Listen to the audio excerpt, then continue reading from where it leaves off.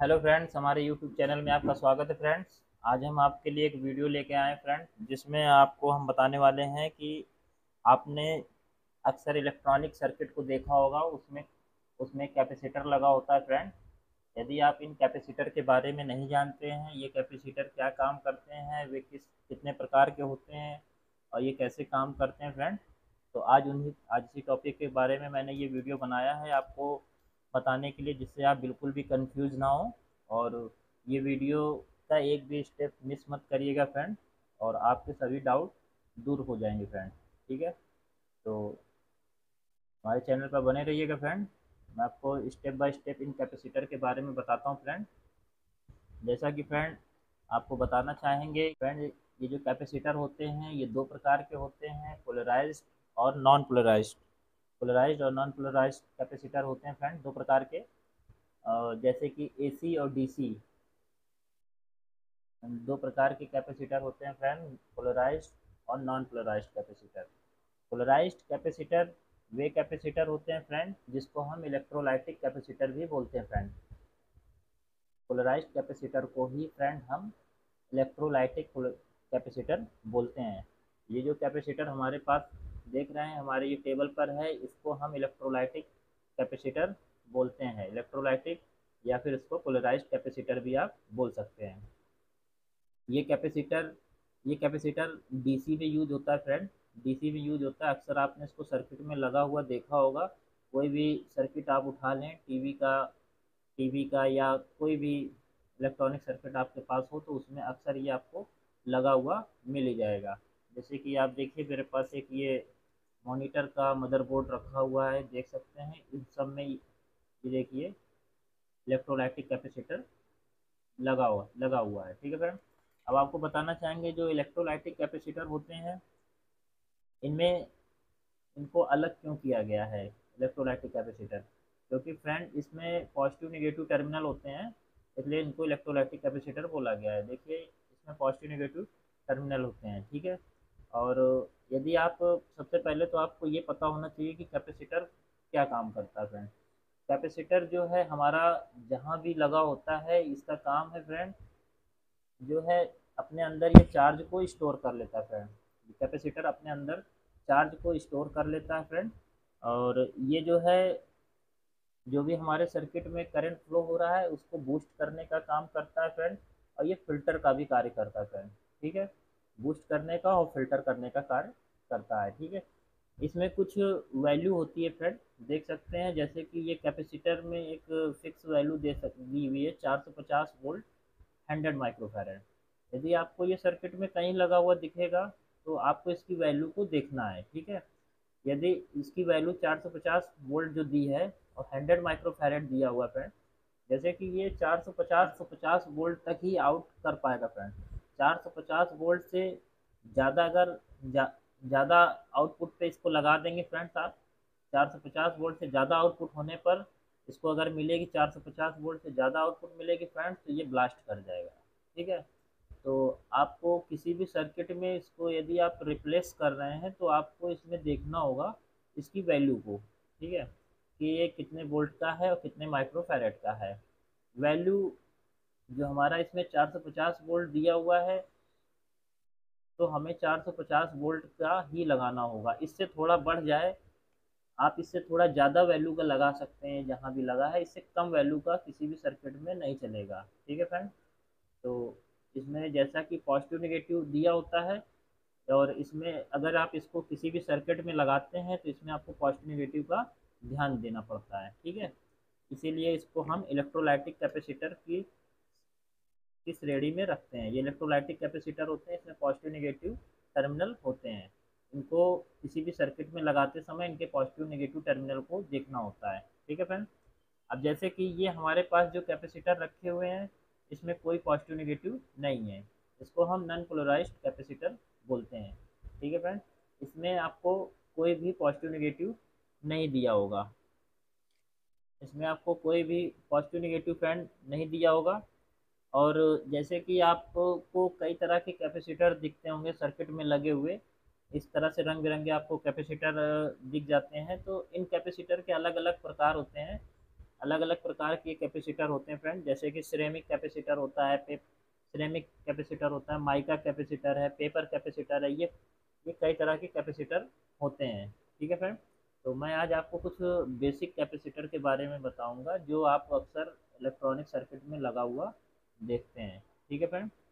तो जैसा कि ये जो मेरे पास आप ये कैपेसिटर देख रहे हैं मेरे हाथ में फ्रेंड, इसको हम पॉलीकार्बोनेट कैपेसिटर बोलते हैं फ्रेंड। ठीक है, इसको हम पॉलीकार्बोनेट कैपेसिटर बोलते हैं फ्रेंड। और ये जो आप येलो वाला कैपेसिटर देख रहे हैं, ये पॉलिएस्टर कैपेसिटर है फ्रेंड। ठीक है, ये पॉलिएस्टर कैपेसिटर है। इस तरह से कैपेसिटर के बहुत से प्रकार होते हैं फ्रेंड। और तो आप सबसे पहले तो आप जैसे कि ये वाला कैपेसिटर आपको दिखाया मैंने, इस कैपेसिटर में पॉजिटिव नेगेटिव टर्मिनल नहीं दिया होगा। जिस कैपेसिटर में पॉजिटिव नेगेटिव टर्मिनल बना होगा फ्रेंड, तो उस पर इस तरह से लिखा होगा। ठीक है। तो और जो इसको मापने का जो पैरामीटर है, इसकी जो वैल्यू होती है फ्रेंड, वो माइक्रोफैरड में हम मापते हैं। देख सकते हैं जैसे कि हमारे पास जो कैपेसिटर है ये 450 वोल्ट 100 माइक्रोफैरड का होता है। ठीक है फ्रेंड। जैसा कि आप कैपेसिटर के बारे में समझ चुके होंगे फ्रेंड, कैपेसिटर जो है एक तरह का बूस्टर होता है। ये अपने अंदर चार्ज को स्टोर कर लेता है और चार्ज को समय समय पड़ने पर ये चार्ज डिस्चार्ज होता रहता है जहाँ भी ये सर्किट में लगा होता है। ठीक है फ्रेंड। और जो है एक तरह से आप इसको फिल्टर भी बोलते हैं। तो ये जो हमारे जो करंट फ्लो हो रहा होता है सर्किट में, उसको फिल्टर करने का भी काम कार्य करता है। जो भी हमारे करंट में रिपल्स होते हैं फ्रेंड, उसको ये दूर करने का कार्य करता है। ठीक है। अब बात आती है कि ये कैपेसिटर को आप पहचानेंगे कैसे, क्योंकि जैसे जैसे हमारी टेक्नोलॉजी अपडेट हो रही है, नैनो टेक्नोलॉजी, उसमें जो है एसएमडी टाइप के कैपेसिटर यूज होते हैं। कार्य सेम है, बस उसका जो आकार है उसको बदल दिया गया फ्रेंड। ठीक है। तो आप देख सकते हैं जैसे कि मेरे पास देखिए ये एक सर्किट है। यही इलेक्ट्रोलाइटिक कैपेसिटर जो आप इतना बड़ा देख रहे हैं, वही इलेक्ट्रोलाइटिक कैपेसिटर इस सर्किट में भी लगा हुआ है। ठीक है। लेकिन इसका साइज जो है छोटा हो गया है। और इसको देखिए, यहाँ पे इसको छोटा हो गया फ्रेंड। और ये जो आप देख देख सकते हैं नॉन पोलराइज्ड कैपेसिटर जो मैं बता रहा था आपको, मैं पास से दिखाता हूँ। ये देखिए, ये छोटे छोटे कैपेसिटर इसमें लगे हुए हैं। और जो अभी आपने देखा, ये इसका साइज कितना बड़ा है, जो मैंने बताया जो नॉन पोलराइज्ड कैपेसिटर हैं। और यहाँ पे देखिए जो इस तरह के कैपेसिटर यूज किए जा रहे हैं, ये बहुत छोटे छोटे एसएमडी कंपोनेंट हैं फ्रेंड। तो हमारी जो नैनो टेक्नोलॉजी है उसमें बहुत ही छोटे छोटे कैपेसिटर लगे होते हैं। अगर इतना छोटा ना बनाया जाए तो हम नैनो टेक्नोलॉजी का यूज नहीं कर पाएंगे फ्रेंड। इसलिए इसको हम दिन पे दिन इसके साइज को छोटा करते जा रहे हैं, जिससे कि इस प्रकार के जो कैपेसिटर लगे होते हैं, देखिए इनका साइज जो है बहुत ही छोटा बना दिया गया है, जिसको आपको बहुत ही माइक्रोस्कोप से आपको देखना पड़ता है बहुत ही ध्यान से। तो ये देख लीजिए इसके साइज को कितना छोटा कर दिया गया है। इसको इसमें एसएमडी टेक्निक का यूज किया गया है फ्रेंड। देख सकते हैं सर, जिसको बोलते हैं हम सरफेस माउंट डिवाइस टेक्निक। ठीक है friend, surface mount device technique, जिसमें दो पीसीबी को एक साथ माउंट कर दिया जाता है। इसमें दो पीसीबी को एक साथ माउंट कर दिया जाता है, उसको हम बोलते हैं सरफेस माउंट पीसीबी। ठीक है फ्रेंड। तो ये सरफेस माउंट टेक्निक जो है आज की नैनो टेक्नोलॉजी में यूज होती है फ्रेंड। तो देख सकते हैं वही इलेक्ट्रोलाइटिक कैपेसिटर यहाँ भी यूज हो रहा है। और आपने अक्सर देखा होगा जो कैपेसिटर है वे बहुत सी चीज़ों में आपने देखा होगा, जैसे कि आपके घरों में लगे हुए पंखे में भी कैपेसिटर लगा होता है। तो अक्सर देखा गया कि कैपेसिटर वीक होने के कारण वो पंखा स्लो चलने लगता है, तो आप बोलते हैं कि हमारा पंखा बहुत स्लो हो रहा है। तो आपसे टेक्नीशियन बोलता है कि आप उसके कैपेसिटर को बदल दें तो वो ठीक हो जाएगा। तो वो कैपेसिटर को बदल देता है और आपका पंखा ठीक हो जाता है, दोबारा से वो चलने लगता है। फ्रेंड, हमारे जो फ़ैन होता है हमारे घरों में, उसमें दो वाइंडिंग होती है, एक मेन वाइंडिंग एक ऑक्सिलरी वाइंडिंग होती है। तो मेन वाइंडिंग में जो कि हमारा फेस आ रहा है उसको हम इन कराते हैं, और जो ऑक्सिलरी वाइंडिंग होती है उसमें भी फेस को ही इन कराते हैं इस कैपेसिटर के थ्रू। ठीक है फ्रेंड। तो ये जो कैपेसिटर होता है उसको एक पुश करने का कार्य करता है फ्रेंड, एक धक्का देता है जिससे कि हमारा फैन एक स्पीड में आता है। ठीक है फ्रेंड, तो ये अपने अंदर चार्ज को स्टोर करके और जो है ऑक्सिलरी वाइंडिंग को एक चार्ज देता है फ्रेंड, जिससे कि हमारा फैन जो है स्पीड से कार्य करता है। और फ्रेंड आपको बता दें कि ये जो कैपेसिटर होते हैं हमारे, इसको पीसीबी में टीएसटी टेक्निक का यूज करके, टीएसटी टेक्निक बोले तो थ्रो होल टेक्निक का यूज करके इसको पीसीबी में लगाया जाता है फ्रेंड। देख सकते हैं जैसे कि एक ये पीसीबी में दिखा रहा हूँ फ्रेंड, इसमें देखिए ये इलेक्ट्रोलाइटिक ही कैपेसिटर दिया हुआ है। देख सकते हैं इसमें एक तरह की एक पट्टी बनी है जो कि माइनस की होती है। ठीक है फ्रेंड, इसको हम माइनस सिरा बोलेंगे, निगेटिव निगेटिव सिरा बोलेंगे, और ये हमारा पॉजिटिव होता है फ्रेंड। ठीक है, तो इसमें पॉजिटिव निगेटिव होता है। तो देख सकते हैं कि इसके जो बैक साइड पे देखिए इसका सिंबल भी दिया हुआ है, और यहाँ पे होल करके इस कैपेसिटर को माउंट कर दिया जाता है।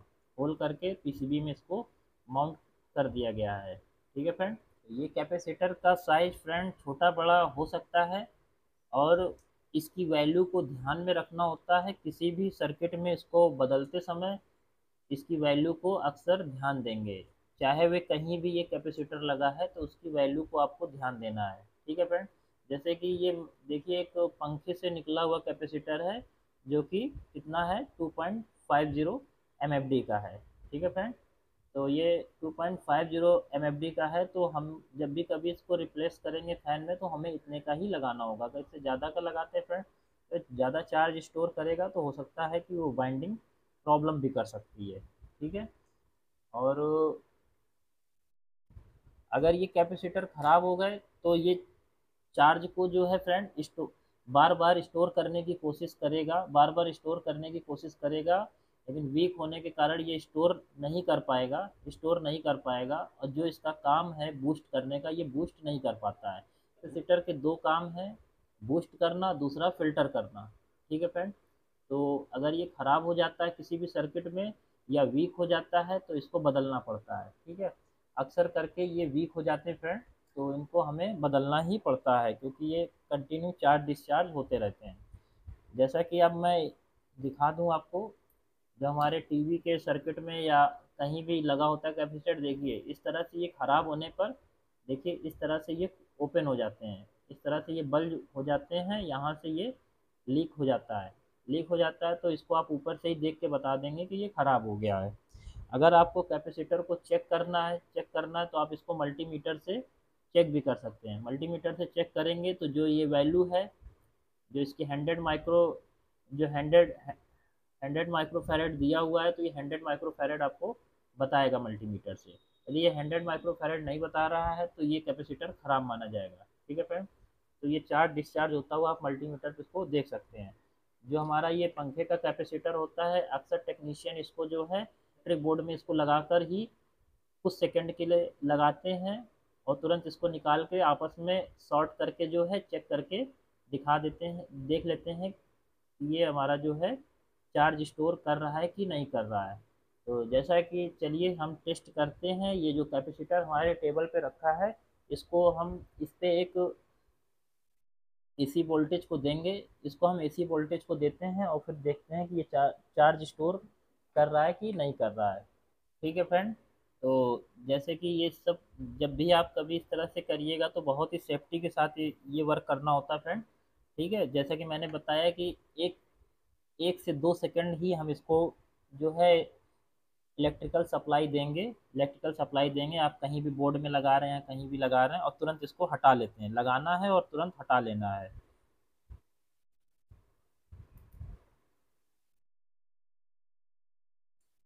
ठीक है फ्रेंड, इसको मैंने चार्ज कर लिया। मैं इसको देखिएगा एक स्पार्क सा इसमें से उठेगा,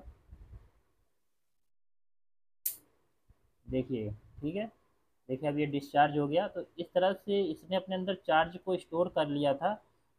जो मैंने अभी इसमें इलेक्ट्रिकल सप्लाई दी है 220 वोल्ट, तो इसने अपने अंदर चार्ज को स्टोर कर लिया। तो जैसा कि ये मेरा कैपेसिटर ये जो टेबल पे रखा हुआ फ्रेंड, ये सही है पूरी तरह से, और मैंने आपको दिखाने के लिए ये प्रैक्टिकल किया है कि आप देखें इस तरह से मैंने इसको चेक किया है। तो इसको बस किसी भी बोर्ड में आपको लगा के इसमें AC 220 वोल्ट देना है, लगा के तुरंत हटाएंगे और आपस में सेफ्टी के साथ शॉर्ट करके देखेंगे इस कैपेसिटर को, तो ये स्पार्क करेगा। स्पार्क से भी हमें पता चल जाता है कि हमारा कैपेसिटर सही है या खराब है फ्रेंड। तो आशा करते हैं फ्रेंड्स आपको ये मेरा वीडियो अच्छा लगा होगा फ्रेंड। यदि मेरा वीडियो आपको अच्छा लगा है फ्रेंड्स, तो वीडियो को लाइक कर देना फ्रेंड्स, चैनल को सब्सक्राइब कर देना फ्रेंड्स। धन्यवाद फ्रेंड्स।